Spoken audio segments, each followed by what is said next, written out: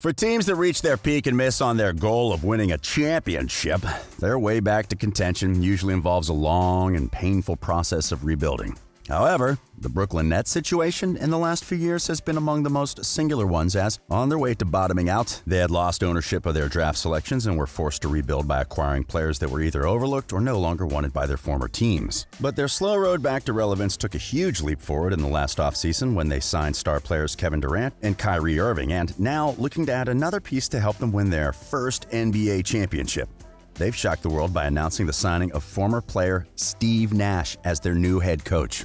But will an inexperienced coach be able to run a team with championship aspirations? Welcome to Courtside. Today, we'll take a deep look at the Nets' latest move while trying to answer this question. Back in the summer of 2003, the Nets, who were playing in New Jersey at the time, were coming off consecutive NBA Finals appearances behind the play of star point guard Jason Kidd, and were looking to improve their roster to finally win the Larry O'Brien Trophy.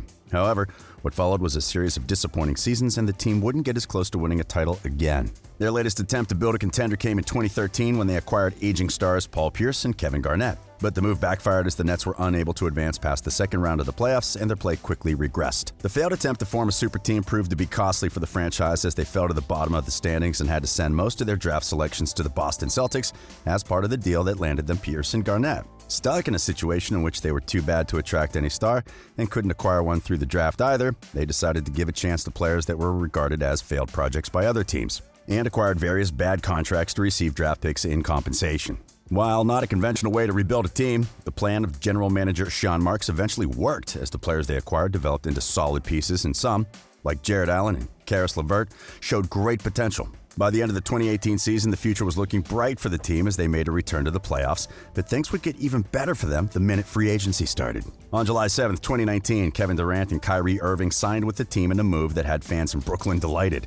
However, there was a catch, as Durant would miss the following season because of injury, thus putting their championship aspirations on hold for another year. Throughout the following season, the team's play was inconsistent as they attempted to adjust to playing with Irving. These struggles led to coach Kenny Atkinson stepping down by March. However, under interim head coach Jacques Vaughn, the team started to play better, and despite missing several players inside the bubble, they showed an impressive brand of basketball behind the play of Allen, LeVert, and Joe Harris on their way to locking the 7th seed in the East. The strong performance of the team, which included wins over the Clippers and Bucks during the seeding games, impressed everyone, and many rumors were talking about how Vaughn had emerged as a strong candidate for the head coaching position. But as most of the media was busy speculating whether he, Tyronn Lue, or Jason Kidd could become the next head coach, the team announced on September 3rd that Steve Nash would be the one taking the job, with Vaughn returning as leading assistant coach.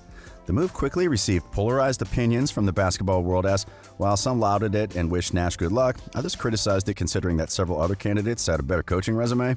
ESPN analyst and commentator Stephen A. Smith was among those that openly expressed their disgust with the move. As he explained, he considered that Nash could become a great coach, but that many other African-American candidates were better prepared for the position. He said that the fact that Nash had been selected over these other candidates was because of white privilege, and there were reports of other coaches supporting this position. On the other hand, many believed that Steve was the perfect person for the position as they consider his leadership could help the Nets in the future, and some, like TNT analyst and former player Charles Barkley, came to his defense following Stephen A's comments.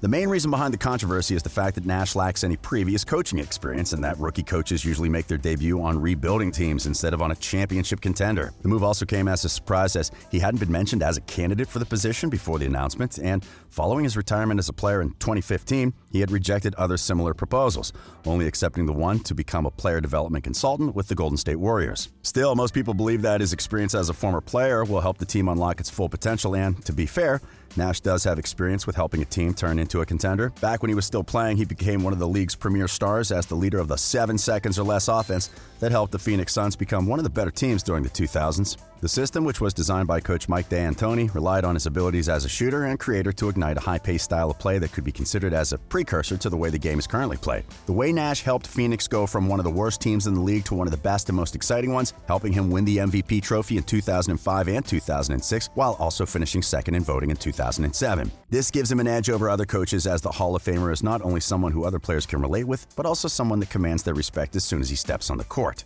This was noted by Warriors coach Steve Kerr, as he mentioned that during Nash's time with the team, he was one of the few people to who Steph Curry would listen when it came to shooting advice. The fact that he was able to work with Durant when he was a Warrior is another positive for him. After all, the Nets had to make sure that whoever they signed as their head coach would receive the approval of their 2 stars. As a matter of fact, Marks revealed during an interview that he asked Irving and Durant what they would like from a coach, and when the duo answered that they'd like someone with great communicating skills and that they would respect, he immediately thought about the former point guard. This should come as no surprise, though. Back in the day, Marks was one of Nash's teammates when the Suns were wreaking havoc in the league, and he was able to see firsthand how good of a leader and team builder the Canadian is. All of these traits, along with his success as a player, are the real reason why he received consideration from the Nets, and is not the first time that a team looks for a successful player to fill the head coaching position either. Many Hall of Famers decided to give coaching a try after their playing careers were over, and while the results have been mixed most of the time, it's a common trend for players with high basketball IQ to eventually receive consideration for a coaching position. The list includes many former point guards such as Bob Cousy, Magic Johnson, Isaiah Thomas, and of course Jason Kidd.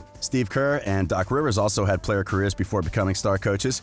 And something that must make fans in Brooklyn feel excited is the fact that Kerr, Lou, and Nick Nurse were rookie coaches when they guided their respective teams to a championship. If Nash can replicate some of that success, there's reason to believe that the Nets might be one of the most dangerous teams for years to come. But they also made sure to get him an experienced voice as the second in command.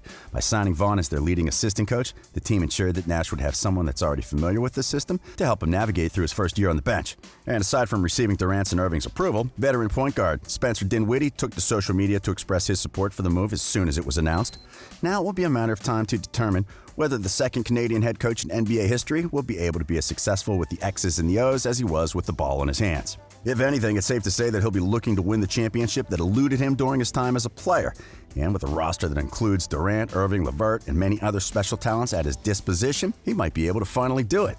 At the end of the day, Steve Nash is the latest in a long list of players that have been given the chance to prove themselves as leaders from the bench, and the fact that he was named for the job because of his credentials as a Hall of Famer shouldn't have surprised anyone. And while it's probable that he may have some struggles as a rookie coach, his voice remains as impactful in the league today as when he was winning MVP trophies, and there's no reason to believe that he won't be up to the task of leading the Nets to the promised land. Now, do you believe that he'll be the next rookie coach to win a championship trophy?